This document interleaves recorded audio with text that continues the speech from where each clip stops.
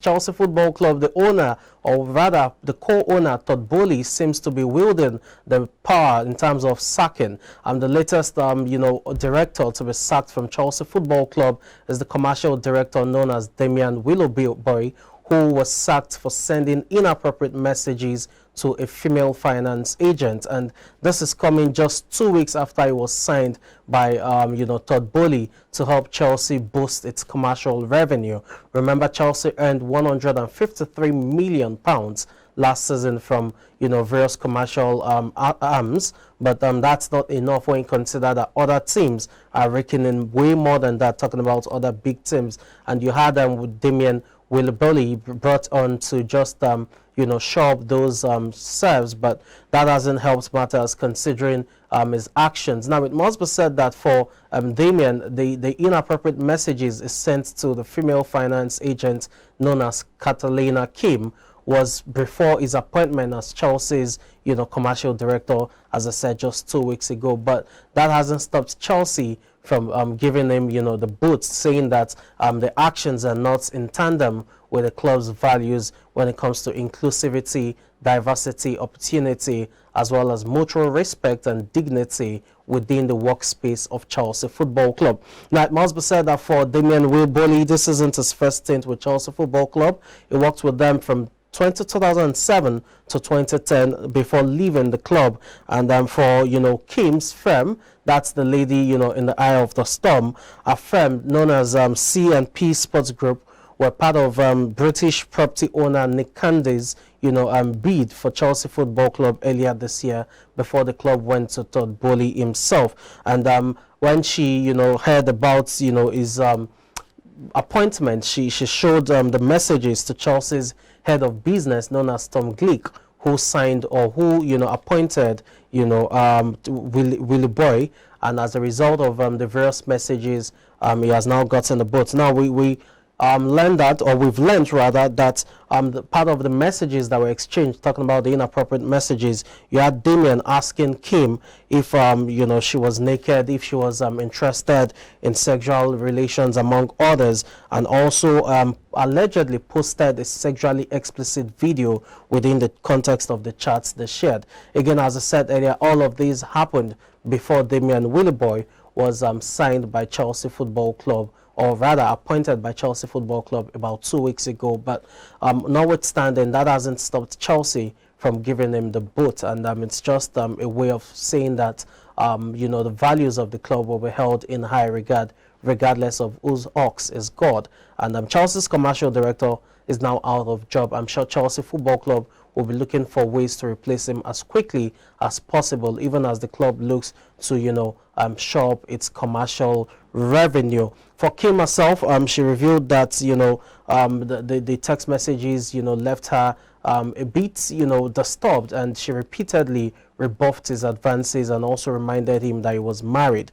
We just hope that everyone takes a cue from that, especially Damian Willoughby, who has also worked with clubs like Rangers Football Club as well as Manchester City.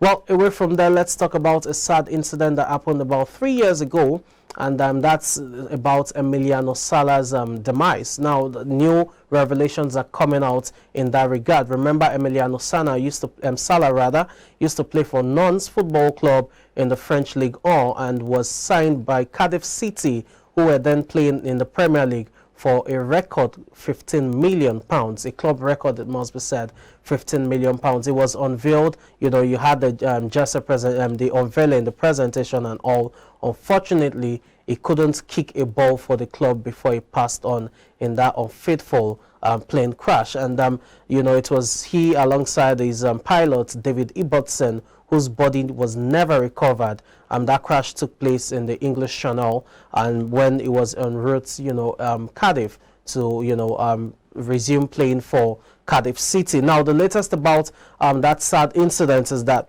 an exclusive audio recording obtained by BBC has revealed that David Ibbotson, the pilot, who did not have a license permitting him to carry, paying passengers at the time he flew that flight, told his friends about his concerns about that, Piper Malibu jet, which flew Emiliano Sala. Unfortunately, they couldn't get to their destination despite leaving the French airport at the time. Now, the latest about that is that David Ibbotson told friends that the aircraft was dodgy in quote, before the flight. And as I said in that audio exclusive recording, he said, and I quote rather, "I will be wearing my life jacket on the journey from France to Wales." He told friends that he heard a bang on the previous flight. That's when the flight moved from Wales to Cardiff, from Cardiff rather to France, before trying to get back. And as I said earlier, the plane crashed into the English Channel in 2019. Salah was signed, as I said earlier, for a record £15 million from Cardiff. Ibbotson at the time didn't have a license, just as I said. He complained that he felt a very low mist on inside the 35-year-old Piper Malibu plane at the time. But for all of these concerns, he didn't raise them with the right authorities. Neither did he request for a new plane, as it were, to continue the journey. He said the plane's left brake pedal as well was not working, and that concern he disclosed to a co-pilot, a friend of his, after landing at Nons Atlantic Airport from Cardiff when Salah made his unveiling, as it were. For all of these things, it just shows that negligence played a huge role in how that fateful plane crashed, which, as I said earlier, is quite unfortunate. You had the body of Salah found days later after an intense search by several bodies and agencies, while for the pilot himself, David Ibbotson, up till date, his body has never been found. It's quite a sad one, as well. Well, let's move away from there now and talk a bit of basketball.